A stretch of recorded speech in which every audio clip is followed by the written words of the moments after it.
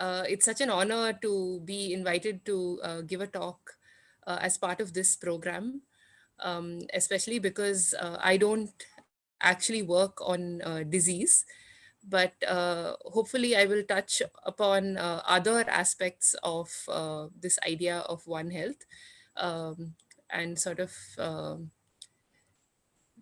pick up some of these threads of this larger picture about health. Um, I am now sharing my screen and I hope you can see it. I also want to add a disclaimer that my internet is not the best. And so at some point, in case it becomes quite bad, I might have to switch off my video. Okay, so I come to this idea of health from this perspective of linkages between um, diet, human health, and environmental health. And I specifically am interested in marine ecosystems and looking at seafood and fisheries.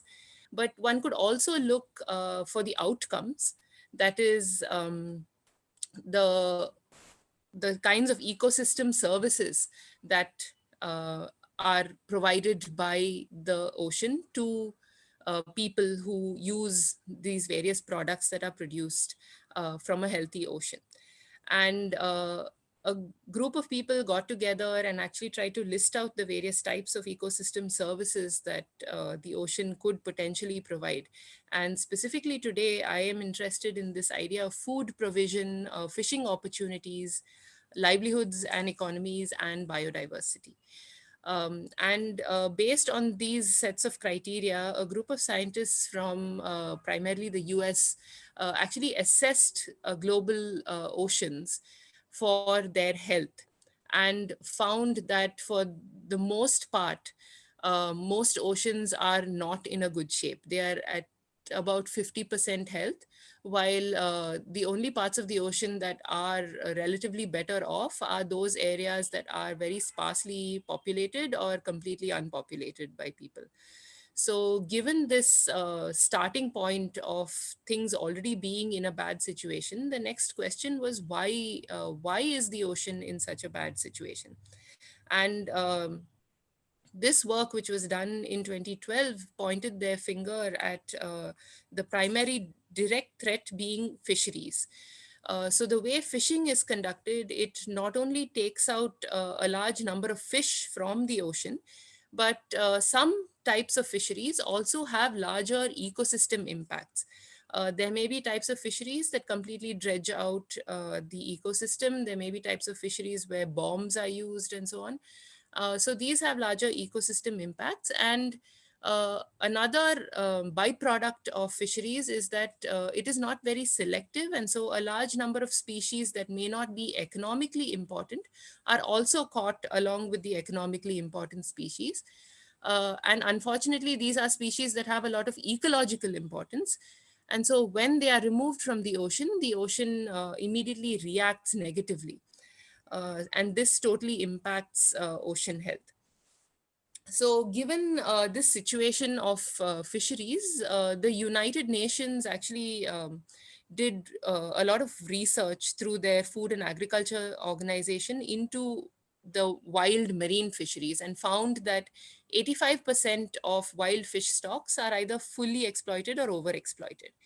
And while fishing pressure is intended to be focused only on a few species for human consumption, fisheries actually catch a lot of different species, which initially were discarded.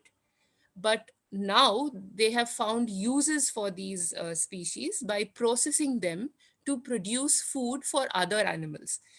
So about 10 to 30%, that is close to a third of wild fish catch, is now being processed to feed either farmed fish, farmed animals, or even domestic animals through pet food. So given that fisheries is heading down this really bad direction in terms of ocean health, the question is, why can't we just stop doing it? Why do we have to continue down this path? And one of the answers to that question is the fact that we still need to feed about 3 billion people who depend on seafood for their protein needs. And some of these people are coastal communities, and I've lived with some of them. And these are communities who do not have access to any other type of nutrition. So I've lived in places where you do not easily get access to vegetable sources of protein or even vegetables. So their diet does not conform to a standard Western idea of a balanced diet. Yet still they are able to maintain some aspect of health, which primarily comes from the fact that they are eating a huge diversity of seafood. And when scientists did research on this, they found that species with different ecological traits have very distinct and complementary micronutrient profiles. And so this helps to maintain human health even in the absence of other standard forms of nutrition. So basically, here we can see that human health is completely dependent on the sustainability of fisheries, at least for the 3 billion people who depend on seafood. And sustainable fisheries, in turn, are linked to ocean health. But identifying exactly how these linkages work, especially in the context of a diverse country like India, is a whole different ballgame. And these are the questions that really drove my research. So eventually, I began to ask questions like, in the case of the diverse fisheries of India, is it possible that certain types of fisheries can contribute to better human and ocean health? And also, in terms of seafood eating and seafood consumption, I was interested in whether certain types of seafood diets better support human and ocean health. Uh, to answer these questions, I followed this completely interdisciplinary path where I used some methods from social science with interviews, particularly, but also some methods from ecology in terms of conducting landing surveys, and ultimately try to use all this data to try and see if um, any of these fisheries or seafood consumption patterns matched industry standards or global standards that were dictated by the United Nations Food and Agriculture Organization, as well as other organizations like the Marine Stewardship Council and so on. And to do my work to look at whether certain fisheries were contributing to better human and ocean health, I worked specifically in the Sindhudurg district of Maharashtra with 150 fishermen. And these were people who were distributed across this area. And I found that across much of this area, people were actually getting together and trying to manage their fisheries. So I participated in some of these meetings that people were having to manage their fisheries and discovered that there is an entire governance system that is completely under the radar. Neither the state nor international bodies are aware that such kinds of fisheries management exists. And it completely is contrary to the standard literature about fisheries in India, which talks about how Indian fisheries are unregulated and probably extremely unsustainable. So what I found is that broadly, many of these management systems followed this structure of having a head village and supporting villages, which all would meet to have a general body meeting in some kind of public space. And they would make decisions based on either consensus or majority about what type of fishing equipment they could use, where they could fish, and also what time of day or what time of year they could fish. And if there were rule breakers, then these people faced graduated sanctions. So if it was the first offense, they might face something as simple as social ostracism. People just wouldn't talk to them. But if it was further offenses, then they might face things that pinched a little bit more, such as exclusion from the market. So they were not allowed to sell their fish. They would be levied with fines, or in the worst case scenario, they would face violence.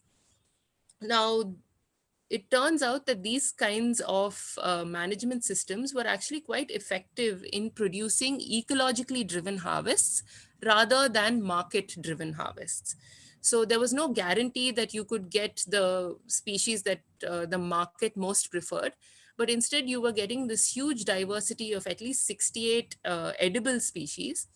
But one thing to note here is that although the majority of fishermen were participating in these management systems, it was not contributing to the majority of the fish catch, which suggests that most of these fishermen were actually very small scale operators. But the result of this kind of fisheries management system was that the people here were following global best practices for fishing techniques. So they were doing things that made sure that they were reducing all these negative impacts of ecosystem destruction or bycatch and so on. But they were not necessarily following best practices for that particular type of fishing equipment that they were using in terms of the types of nets and so on. So, what I found in response to my first question about whether certain types of fisheries contribute to better human and ocean health was yes, there are these types of fisheries that are defined by particular types of governance systems, but they're not necessarily to a place because they're not defined by using. And after this research in this particular place, I did a larger survey across much of the Indian coastline and found that these types of governance systems exist across much of the Indian coast. So, in terms of fisheries contributing to ocean health, we do have a good foundation in India to build off of to create, a larger holistic program for sustainable fisheries. But the question remained about whether the other side of the supply chain, that is the market demand, was actually helping to support this kind of fisheries management. So, to answer this question about consumption and seafood diets and whether they were in fact contributing to this idea of fisheries health and ocean health, I specifically looked at seafood eaters in four metros across India, two along the coast and two inland. The reason for choosing metros is that some prior work has shown that these metros are very important in driving fisheries across much of the Indian coastline. But in addition to this prior work, the COVID pandemic and the shutdown of many of these borders and trade networks, especially during the extreme lockdown that we had in the beginning, basically resulted in fisheries across the coastline failing because they were not able to sell to these big metros. So these are clearly important drivers of fisheries across India. And what I found here in terms of the diversity that people were eating was that it was very low. It was just about 10% of the actual diversity that my sampling showed me in a place like Sindhudurg. As compared to 68 different edible species, here there were between 6 and 10 varieties of fish on average that were being, of seafood on average that was being served in restaurants. And strangely, there was no difference in terms of the diversity that existed in inland places as compared to coastal cities. So, although some of these species varied slightly, on average, there was not much of a difference. And when this was compared to what people were actually eating in their homes, I found that there was a complete overlap between what people were eating at home and what people were eating in restaurants.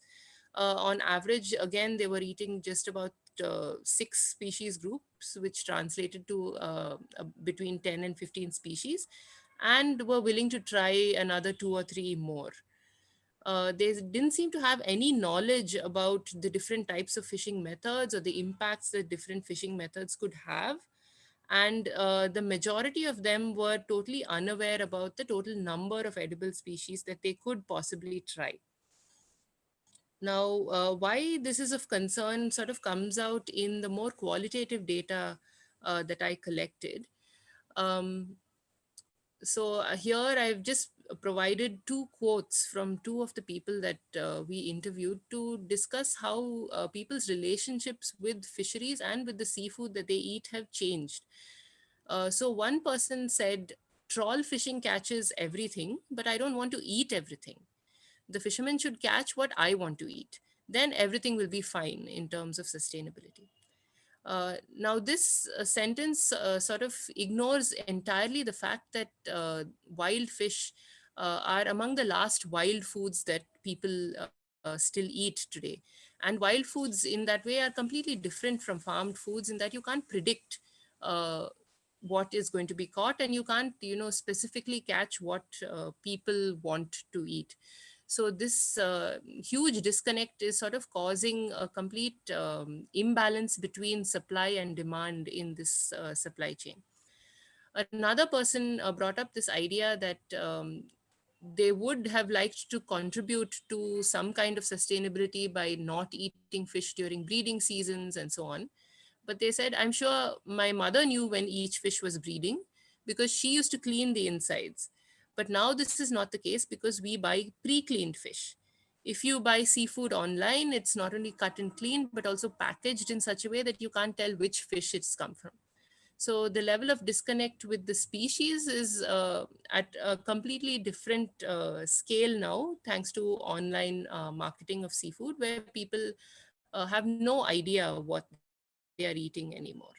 There is a need for more supportive markets for existing forms of fisheries management that actually contribute to sustainability. But it's important to realize that just fishing governance and any kind of intervention at the fishing community level is not enough to meet this challenge of multiple layers of Divya, yeah, as I was saying, what we need is ecologically dictated diverse seafood diets, which can improve human health, produce more sustainable fisheries, and improve ocean health. Um, I think I will stop here now, given all the internet trouble that I am having. And I just want to say that I have a lot of institutions, especially Ashoka University, and many of my funding agencies and students and mentors and everyone to thank. But given the whole internet situation, I will not take up more of your time. So thank you very much for allowing me to participate and for listening in on this talk.